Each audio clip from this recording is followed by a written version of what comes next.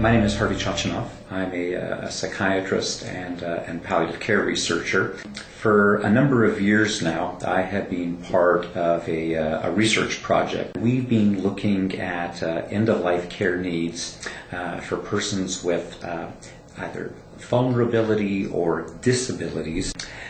One of the areas, besides many other things that we've been looking at, is the issue of language, and to what extent language is an important tool in end-of-life care. As a psychiatrist working in end-of-life care, I've always been very aware of the importance of language. I think of language as my toolkit, and the words that I pull out of that toolkit are, I hope, done in a very thoughtful way. I know that words will influence experience. What we say, how we say it, the words we choose to say it with, all have an influence on how people will receive messages. During the course of VPNet's work, we decided that it would be both interesting and important to start to look at words and the way that some very specific words are used.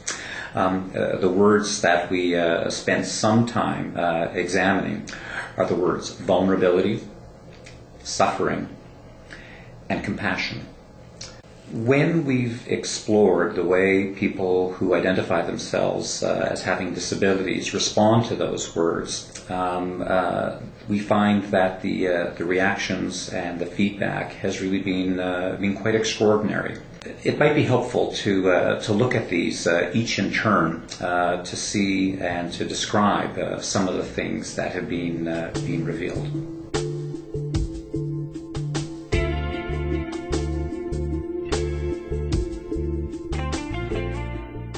I would think that most of us who practice palliative medicine would naturally think of all of the patients that we see as being vulnerable. And we tend to think of vulnerability that arises from within. You know, you have a metastatic cancer. You have a debilitating illness that has a poor prognosis. These are objective facts that we would describe in terms of vulnerability. On the other hand, what most of us don't realize is the extent to which vulnerability can be created, the extent to which vulnerability can be imposed, the extent to which people can be made to feel vulnerable. People will automatically assume, because you can't walk, or because you can't talk, or because you can't see, that you are more vulnerable, that you need to be taken care of. I would hesitate to use the word vulnerable in relation to people with disabilities unless I added in front of the word vulnerable, made vulnerable. People are made vulnerable. There is a kind of logic underlying the notion of vulnerability. As we follow that logic, if disabled people are vulnerable, and if we don't want bad things to happen to disabled people, we'll have to protect them. The impulse to protect the vulnerable often expresses itself in very oppressive ways. People with disabilities being kept in institutional confinement, people with disabilities being prevented from making decisions and choices. I don't consider myself vulnerable, even though I am a person with a disability. I just don't like the idea that people look at me as a woman with a disability who uses an electric wheelchair, that I'm more vulnerable. Everybody's vulnerable. I'd rather people treated me not as vulnerable, but with dignity and respect. It really is a shift in mindset when we're so used to thinking in terms of the medical realities of illness and the objectivity that goes along with that culture and with that language of medicine. it's a bit of a shift to think about vulnerability now being something that comes from outside of an individual as opposed to processes that are happening from within.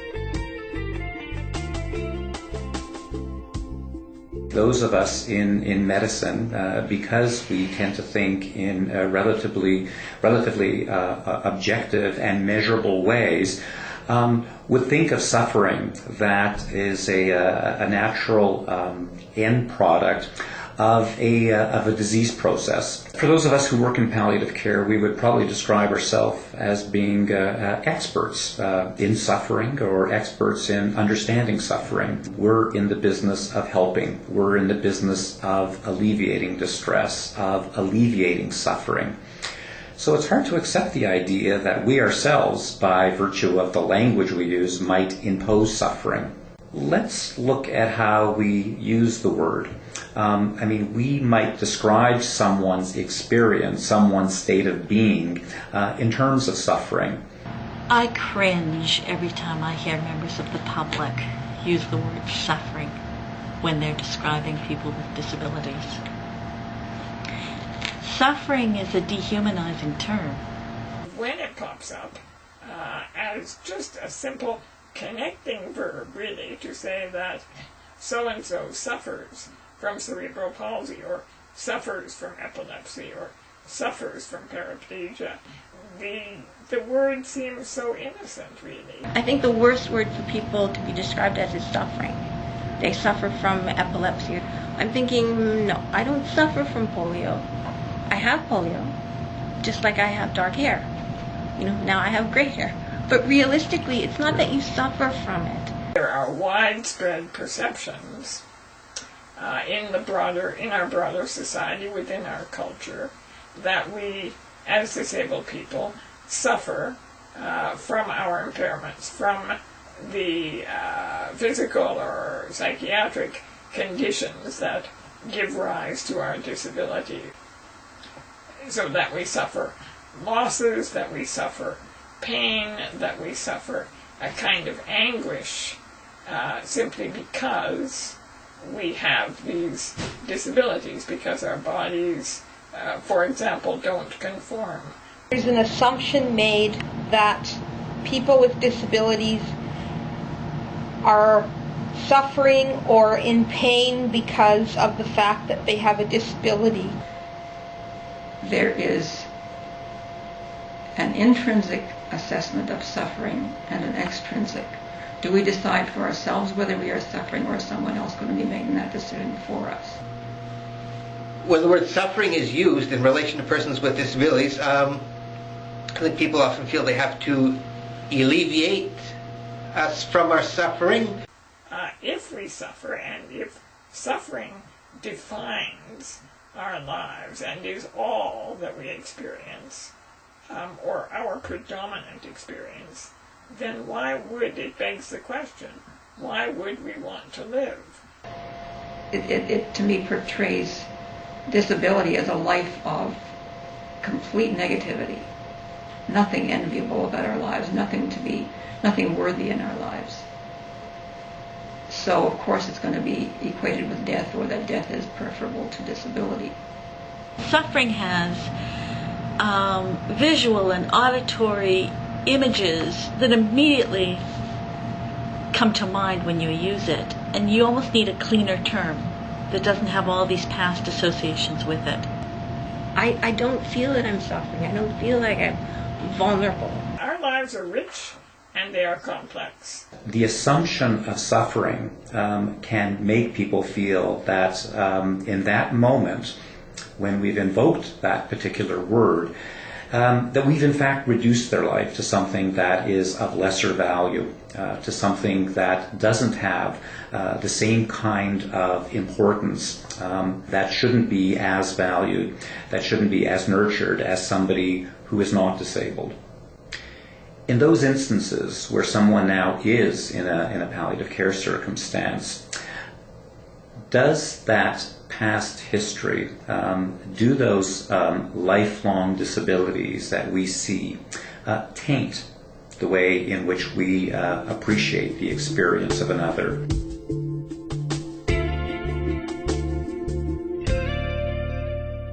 Compassion is another area where those of us who work in palliative care would say we hopefully have great expertise and great sensitivity.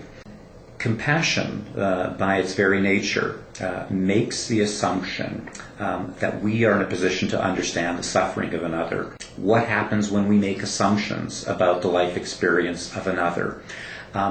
In those instances, although our intentions are good, unwittingly might we be in a position where we are then imposing our own worldview, our own biases, our own assumptions, and perhaps coming up with conclusions that are just simply inaccurate. The notion that at its root, compassion means feeling with, fellow feeling. It's a word that links very closely with the word empathy and is quite distinct from that other problematic word of sympathy. Well, compassion makes me think of pity or sympathy, and that's not something persons with disabilities want. They don't want pity, they don't want sympathy. Do I think people with disabilities deserve more compassion? No. Again, I think it's that pity thing, and I'm not a pity person. I think people without disabilities sometimes believe that people with disabilities are automatically powerless, that they're automatically in pain, and that they're deserving of people's sympathy, i.e., I feel sorry for you.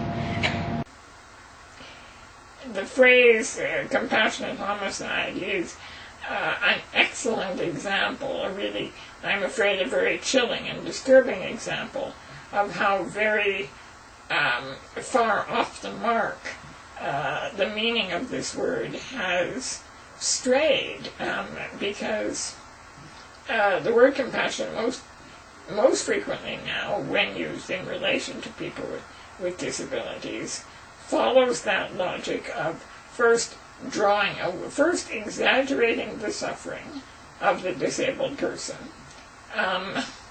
accounting for that suffering in terms of his or her vulnerability, and then responding to that suffering and that vulnerability with a compassion that consists only of, in many cases, arguing for the termination of that person's life as the ultimate expression of this thing called compassion.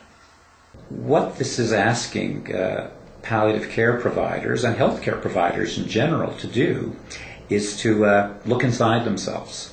We assume that if we are guided by good intentions and a kind heart and good skills, that we can't possibly go wrong. What we've learned in this project is those are wonderful commodities. But we, like everyone else in society, are shaped by the things that society values, the things that society devalues, the things that society marginalizes, and are influenced by that. Whether we like it or not, we are a product of that society.